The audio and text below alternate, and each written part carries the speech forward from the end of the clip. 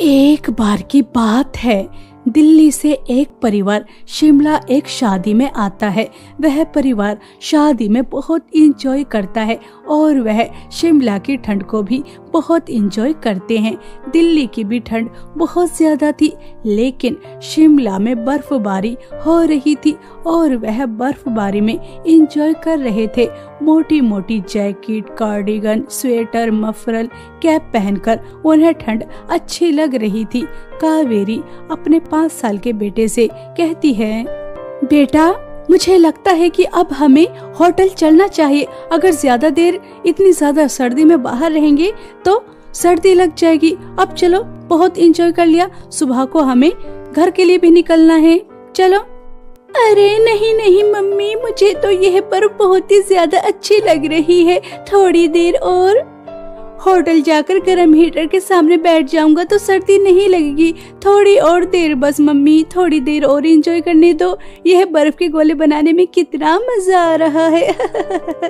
कावेरी का बेटा बर्फबारी के मजे ले रहा था और वह मोटे मोटे गोले बनाकर इधर उधर फेंक रहा था कि तभी उसे एक बच्ची का हाथ नजर आता है, जिसे देखकर वह डर जाता है।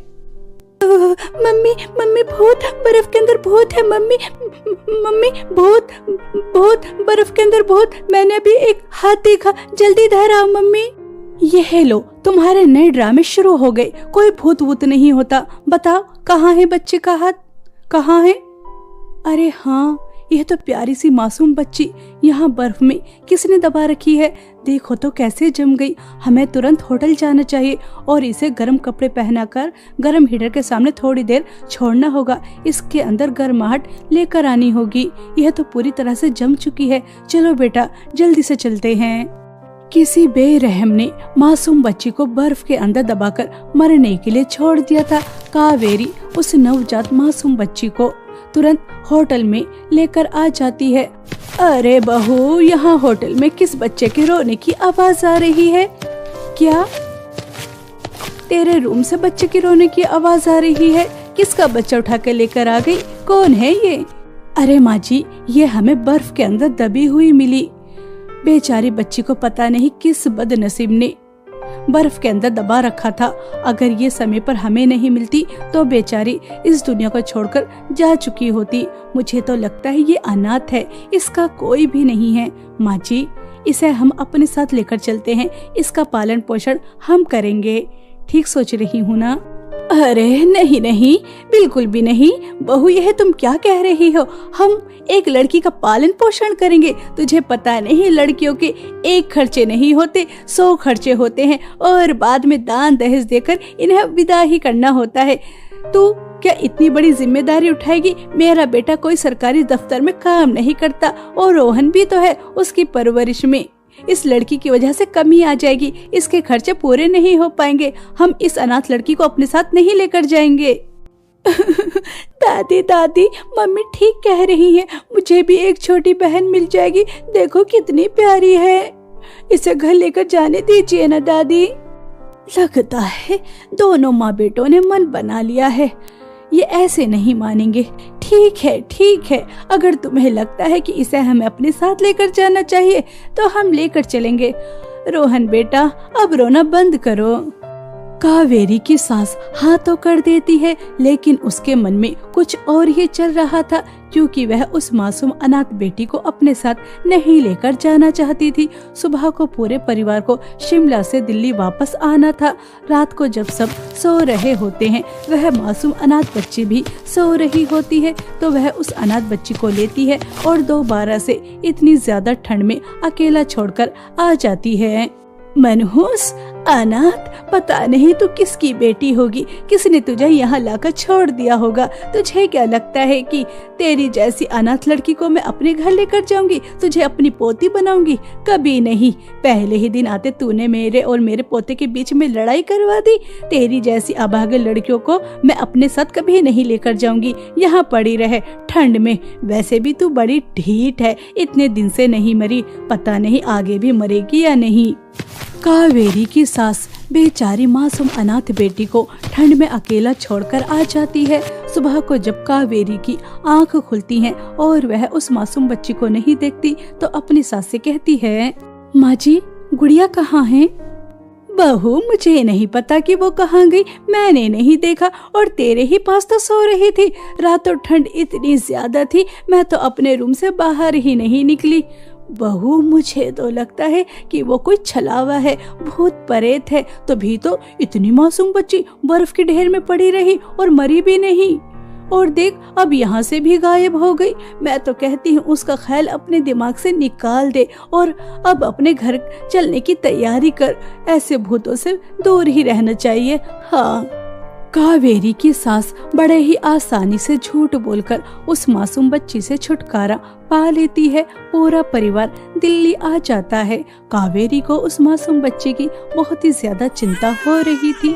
ऐसे ही 2 दिन बीत जाते हैं। उस अनाथ लड़की का रो रो कर बुरा हाल था क्योंकि ठंड बहुत ज्यादा थी। तभी परी लोक से 4 परियां शिमला घूमने आती हैं और वो भी मौसम के मजे ले रही थी। जिस मौसम को वह एंजॉय कर रही थी वह मौसम किसी की मौत का कारण बन रहा था। बर्फबारी के मजे लेते हुए एक परी को वह अनाथ बच्ची मिल जाती है। अरे देखो यहाँ एक मासूम बच्ची मिली है। देखो कैसे ठंड में बेचारी कांप रही है। हमें इसकी मदद करनी चाहिए। इसे जल्दी से हमें गर्म जगह पर लेकर जाना चाहिए जहाँ पर आग जल रही हो। अरे सपना परी, अगर इसे हम दूसरी जगह लेकर जाएंगे तो इसे ज्यादा ठंड लग जाएगी। मुझे लगता है कि हमें यहाँ पर आग जलानी चाहिए और इसे गर्माहट देनी चाहिए। बेचारी मासूम बच्ची कैसे ठंड में कांप रही है, पता नहीं किस बेरहम ने इसे यहाँ पर लाकर छोड़ दिया। चारों परियां तुरंत अपनी जादुई छड़ी से आग जलाती हैं और उस मासूम अनाथ बच्ची को गर्माहट पहुंचाती हैं और उसे दूध भी पिलाती हैं क्योंकि वह बहुत ही ज्यादा भूखी थी। तभी तीसरी परी कहती है, देखो तो यह बच्ची कितनी प्यारी है, बिल्कुल परियों की तरह सुंदर है। मुझे लगता है ये अनाथ है, इसका कोई नहीं। हम चारों परियां इस अनाथ बच्ची को इस तरह ठंड में अकेला छोड़कर तो नहीं जा सकते। हम इसे अपने साथ परी लोक लेकर जाएंगे, क्या कहती हो? अरे हाँ, यह तो तुमने बहुत ही सही कहा। हम इस अनाथ बेटी को ठंड में अकेला छोड़कर नहीं जाएंगे, इसे अपने साथ परीलोक लेकर जाएंगे और वहाँ ले जाकर इसका पालन पोषण करेंगे। यह तो बिल्कुल हमारे जैसी है, कितनी प्यारी है। देखो मुस्कुराते हुए कितनी प्यारी लग रही है।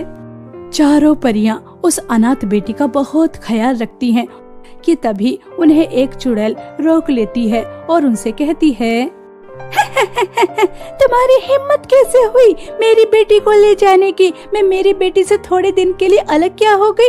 तुम परियों ने तो चुड़ैल की बेटियों को ही चुराना शुरू कर दिया। लाओ मेरी बेटी को मुझे दो, वरना अच्छा नहीं होगा। ये तुम्हारी बेटी है? अगर ये तुम्हारी बेटी है तो इतनी ज्यादा ठंड में बर्फ के अंदर इसे अकेला छोड़कर क्यों रखा था? अगर समय पर हम नहीं जाते तो पता नहीं तुम्हारी बेटी का क्या हाल होता। वो अब तक मर चुकी होती। हमारी वजह से जिंदा है तुम्हारी बेटी और तुम अपनी बेटी को अकेला छोड़कर कहाँ चली गई थी? सपना परी, मुझे लगता है ये चुड़ैल झूठ बोल रही है। ये इसकी बेटी नहीं है। अगर ये इसकी बेटी है तो इसे अपनी बेटी के बारे में जानकारी होगी। गुड़िया की पीठ पर एक निशान है, चलो इससे पूछते हैं। अगर ये इसकी बेटी है तो हमें सच बताएगी। अच्छा ठीक है, अगर ये तुम्हारी बेटी है तो बताओ इसके शरीर पर क्या कोई निशान है और ये हमें कहाँ मिली? चलो सच सच बताओ।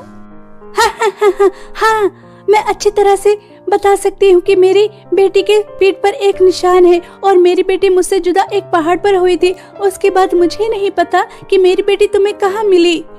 ये मेरी बेटी है, मैं जानती हूँ कि इसकी पीठ पर एक निशान है। मैंने तुम्हें सच बताया है। लाओ मेरी बेटी मुझे दो। कह तो ये बिल्कुल ठीक ही रही है, लेकिन इतनी सुंदर बेटी चुड़ैल की कैसे हो सकती है? मगर हम इसके असली माँ बाप को भी तो नहीं जानते। क्या पता ये चुड़ैल की ही बेटी हो। अब हम कुछ नहीं कर सकते, हमें इसे देना ही होगा। चुड़ैल, अब दोबारा से अपनी बेटी से अलग मत होना। इस मासूम को अकेला कभी मत छोड़ना। देखो कितनी प्यारी बच्ची है, इसका ख्याल रखना।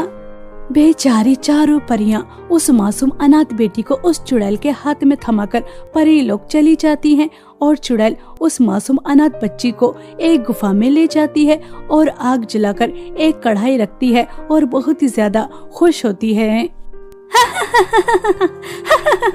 मुझे कितनी ज्यादा भूख लगी थी, अब मैं इसे खा जाऊंगी। अच्छा हुआ कि मैंने परियों की सारी बातें सुन ली थी। ये उनकी बेटी नहीं है, अनाथ है, और मैं इसे अपनी बेटी बनाकर यहाँ लेकर आ गई। अब मुझे सर्दियों में इतना स्वादिष्ट भोजन खाने को मिलेगा। हाँ, मजा ही आ गया। बेचारी परियां, उन्हें तो पता भी नहीं है कि उन्होंने मेरा कितना बड़ा काम किया है। अब मैं इस अनाथ बेटी को खाकर मजे लूंगी। जहाँ चुड़ैल इतनी ज्यादा खुश हो रही थी, वहीं दूसरी तरफ परी लोग जाकर चारों परियां बहुत ही ज्यादा परेशान और उदास हो जाती हैं। जैसा मैं सोच रही हूँ, क्या तुम्हें भी ऐसा ही लग रहा है? मुझे लगता है कि चुड़ैल ने हमसे झूठ बोला है। इतनी सुंदर बेटी चुड़ैल की नहीं हो सकती। मुझे ये बात अंदर ही अंदर खाई जा रही है। मुझे भी ऐसा ही लगता है कहीं कोई गड़बड़ है। लेकिन अब हम परी लोग वापस आ गए हैं और पृथ्वी पर बस हम साल में एक ही बार जा सकते हैं। अगर उस मासूम बेचारी अनाथ के साथ कुछ गलत हो गया तो मैं अपने आप को कभी माफ नहीं कर पाऊंगी। रानी परी को कुछ पता नहीं चलेगा। हम दोबारा से पृथ्वी पर जाते हैं और देखते हैं कि आखिर सच क्या है। क्या वो सच में चुड़ैल की बेटी है या नहीं, या फिर उसने हमसे झूठ बोला है। तुम जानती हो ना, अगर रानी परी को पता चल गया कि हमने नियम तोड़ा है, हम दोबारा पृथ्वी पर गए हैं, तो हमारे साथ क्या हो सकता है। हमें हमेशा हमेशा के लिए परी लोक से निकाला भी जा सकता है। हम यह रिस्क नहीं ले सकते। अब उस लड़की की किस्मत, नहीं, हमें किस्मत पर उस लड़की को नहीं छोड़ना चाहिए। हमें जाना चाहिए। प्लीज चलो ना। मेरा बहुत दिल घबरा रहा है। कुछ ही टाइम में उस लड़की से पता नहीं कैसी अटैचमेंट हो गई। मुझे तो उसके सपने भी आ रहे हैं। चलो ना, चलते हैं ना। रानी परी को कुछ पता नहीं चलेगा। चारों परियां दोबारा से पृथ्वी पर आने का फैसला करती हैं और वह जैसे ही परी लोक से निकलने वाली होती हैं, तभी रानी परी उन्हें रोककर कहती हैं, कहाँ जा रही हो? परी लोक से कोई भी परी बस एक बार ही एक साल में कहीं आ जा सकती है, दोबारा नहीं। क्या तुम्हें हमारे परी लोक के कायदे कानून पता नहीं, जो यहाँ से दोबारा से जा रही हो? जाओ, अपने घर जाओ। अब तुम दोबारा कहीं नहीं जाओगी। रानी परी के ऐसा कहने पर चारों परियां उन्हें सारी बातें बताती हैं कि पृथ्वी पर एक अनाथ बच्ची है और उसे चुड़ैल अपने साथ ले गई है। वह उसकी मदद करना चाहती हैं, लेकिन यह सारी बातें सुनने के बाद भी रानी परी को कोई फर्क नहीं पड़ता और वह चारों परियों को पृथ्वी पर जाने से साफ मना कर देती हैं। हम किसी भी अनाथ के लिए अपने यहाँ के कायदे कानून नहीं तोड़ेंगे। हमने कहा है कि तुम पृथ्वी पर दोबारा नहीं जाओगी तो नहीं जाओगी। अगर तुम दोबारा जाओगी तो तुम्हें पता है ना कि तुम्हारी क्या सजा होगी। तुम 20 साल तक परी लोक में वापस नहीं आ सकती और तुमसे तुम्हारी शक्तियाँ भी छीनी जाएंगी। तुम एक साधारण इंसान बनकर पृथ्वी पर रहोगी। अगर ये सब कुछ मंजूर है तो जा सकती हो, वरना चुपचाप अपने घर जाओ। ऐसी परी होने का क्या फायदा जब हम किसी अनाथ की मदद ही नहीं कर सकते। मुझे ना तो परी लोक और ना ही शक्तियों की जरूरत है। मैं पृथ्वी पर जाऊंगी। और क्या तुम तीनों भी मेरा साथ दोगी या फिर रानी परी की बात मानकर परी लोक में रहने का फैसला करोगी? सपना परी के साथ साथ तीनों परियां भी उसके साथ पृथ्वी पर जाने का फैसला करती हैं और वह अपनी सारी जादुई शक्तियां छोड़कर पृथ्वी पर आ जाती हैं और वह उस चुड़ैल को ढूंढती हैं। रुक जा चुड़ैल, अगर तूने इस मासूम बच्ची को खाया तो हमसे बुरा कोई नहीं होगा। अच्छा, तो तुम्हें पता चल गया कि ये मेरी बेटी नहीं है। मैं इसे खा कर ही रहूंगी। मुझे बहुत भूख लगी है। मेरे भूख के बीच मत आना, क्योंकि एक भूखी चुड़ैल बहुत ही ज्यादा खतरनाक होती है। तुम चारों परियों को भी मैं मार गिराऊंगी, जिंदा नहीं छोड़ूंगी। इसलिए मेरे रास्ते से हट जाओ। मेरी तुम परियों से कोई दुश्मनी नहीं है और यह अनाथ बेटी तुम्हारी भी नहीं है। इसलिए इस अनाथ के लिए मुझसे लड़ाई मोल मत लो। इस अनाथ बेटी के लिए हमने अपना परिलोक, अपनी शक्तियाँ सब कुछ छोड़ दी। तुझे क्या लगता है कि अब हम पीछे हट जाएंगे? नहीं, कभी नहीं। हम गुड़िया को अपने साथ ले जाकर ही रहेंगे, क्योंकि अब ये हम चारों परियों की बेटी है। इसके लिए हमने अपना घर बार सब कुछ छोड़ दिया। तुम्हारी जैसी बेवकूफ परियां मैंने अपनी जिंदगी में कभी नहीं देखी। इस अनाथ के लिए तुमने अपना घर बार छोड़ दिया, बेवकूफ परियां। लेकिन ये तुम्हें अभी भी नहीं मिलेगी, इसे तो मैं खाकर ही रहूंगी। साथियों, हमला करो।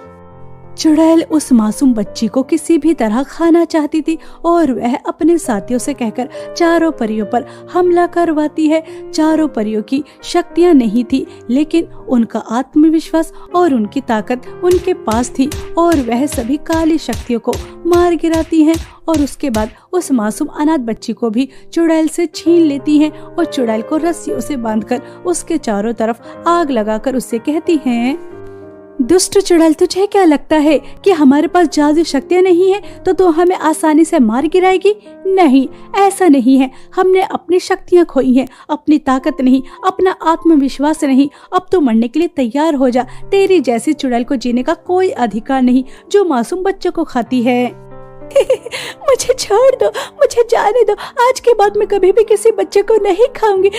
मुझे जाने दो। किसे बेवकूफ बना रही है, हमें या अपने आप को? क्योंकि चुड़ैल बच्चों को खाए बिना नहीं रह सकती, इसलिए हम तेरे ऊपर भरोसा नहीं करेंगे। तूने हमसे अब से पहले भी झूठ बोला है और तू फिर झूठ बोल रही है। अब मरने के लिए तैयार हो जा। और ऐसा कहकर चारों परियां उस चुड़ैल को मारकर आ जाती हैं और वह शिमला के एक गांव में झोपड़ी डालकर रहने लगती हैं और एक साधारण इंसान की तरह उस अनाथ बेटी के साथ अपनी जिंदगी व्यतीत करती हैं। जहां इस अनाथ बेटी का कोई नहीं था, वहां उसे चार परियां मिली जिनके साथ वह एक हंसी खुशी जिंदगी व्यतीत कर रही थी।